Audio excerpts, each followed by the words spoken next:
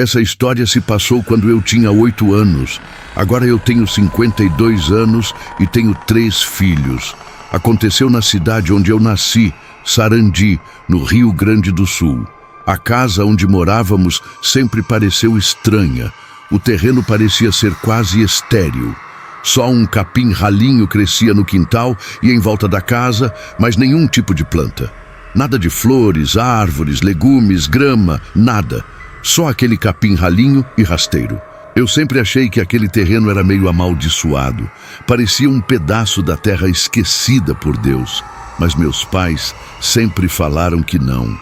Que a terra ali simplesmente não era fértil. Que depois de muito usada, já não servia para mais nada. Mas eu sentia que não era isso, que tinha algo mais por trás. Durante a minha infância lá, várias coisas aconteceram comigo, coisas estranhas. Mas agora vou contar somente a primeira delas. Era uma noite fria e normal de outono. Frio o bastante para te deixar dentro de casa, enrolada em um cobertor. E era exatamente o que eu estava fazendo. Como eu não tinha muita coisa para fazer, eu resolvi fazer a minha lição de casa para poder ir brincar mais tarde. O meu quarto era no 2º andar da casa. A minha cama estava alinhada com a parede. Tinha uma janela ao pé dela e outra na parede oposta à minha cama.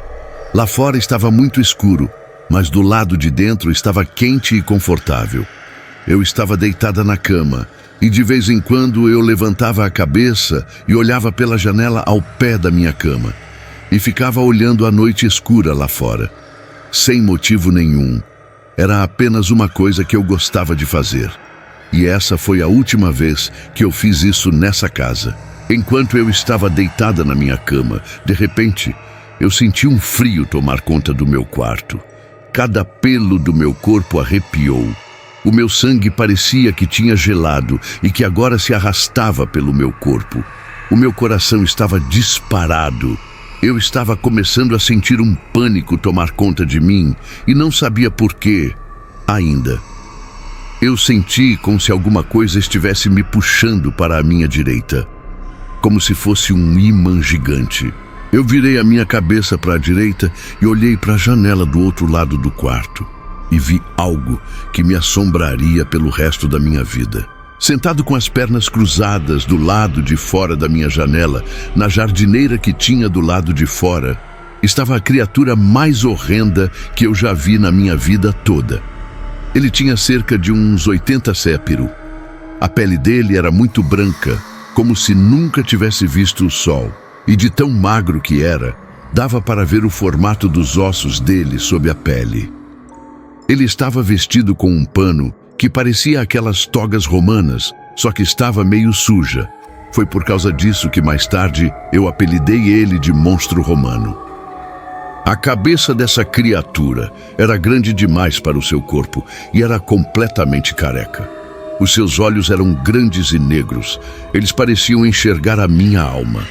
Ele abriu a boca e sorriu um sorriso que parecia ser feito de pesadelo. Um sorriso que me atormentaria por muitos anos. Os seus caninos eram grandes, como os de um cachorro, grandes e ameaçadores. Os seus outros dentes eram pequenos e alguns pareciam estar quebrados. Eu fiquei olhando aquela boca macabra, enquanto fios de baba escorriam pelos seus caninos, passavam pelo seu queixo e caíam na sua toga. Ele então levantou a mão na minha direção. A sua mão só tinha 4 dedos. Um parecia ter sido arrancado. Desses 4 dedos, somente 2 tinham unha, uma unha preta e quebrada. Alguma substância escura estava escorrendo pelos seus dedos e pela sua mão, uma gosma preta. Eu queria gritar, eu queria correr, mas eu estava presa no lugar, presa por aqueles olhos negros. Eu não conseguia mais respirar. Eu sentia como se a minha cabeça estivesse sendo esmagada e a minha alma estivesse sendo rasgada. O sorriso dele aumentou e ele abriu mais a boca. Ele continuou olhando para mim como se ele me conhecesse, como se ele estivesse esperando por mim. Então ele levantou a sua outra mão, essa com somente 3 dedos. Os outros 2 também pareiam ter sido arrancados. Parecia que em poucos segundos ele estaria dentro do meu quarto comigo e não lá fora me olhando. Todos os traços de razão sumirão e a minha mente acordou.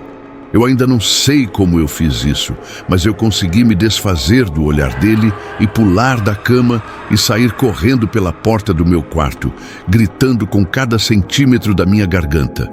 Eu podia sentir ele me atraindo, podia sentir aqueles olhos penetrantes me olhando por trás, enquanto eu corria pelo corredor até a minha mãe. É claro que quando ela, o meu pai e o meu irmão mais novo voltaram, ele não estava mais lá. Mas eles sabiam que eu tinha visto alguma coisa e não tentaram me convencer de que era a minha imaginação. Eles me acalmaram e trancaram as janelas do meu quarto, fecharam as persianas e as cortinas. Eu não consegui dormir lá naquele quarto por mais de 1 ano. Toda a minha família, mãe, pai, irmão e a minha irmã, ouviram o que eu falei que tinha acontecido. O meu irmão, até hoje, lembra quando entrou no quarto com os meus pais. O monstro romano era uma história que nós não contávamos muito. Sempre trazia medo a todos nós quando alguém falava dela. Os meus pais nunca falaram disso com ninguém. Enquanto eu crescia, eu tentei enfrentar o meu medo de dormir naquele quarto. Mas eu nunca mais dormi com as costas viradas para a janela. Nunca. 18 anos depois, eu me mudei para Poá com a minha própria família e finalmente encontrei paz. Mas eu nunca vou esquecer aquela criatura. Eu nunca durmo ou sento com as costas para uma janela. E nunca esquecerei uma coisa que eu ouvi ele dizer dentro da minha cabeça, enquanto eu corria para fora do meu quarto naquela fria noite de outono. Algum dia eu vou voltar. Se você gostou desse relato, não deixe de compartilhar, curtir e se inscrever no canal. Quando o relógio marca 3 da manhã, o terror desperta. Até o próximo vídeo.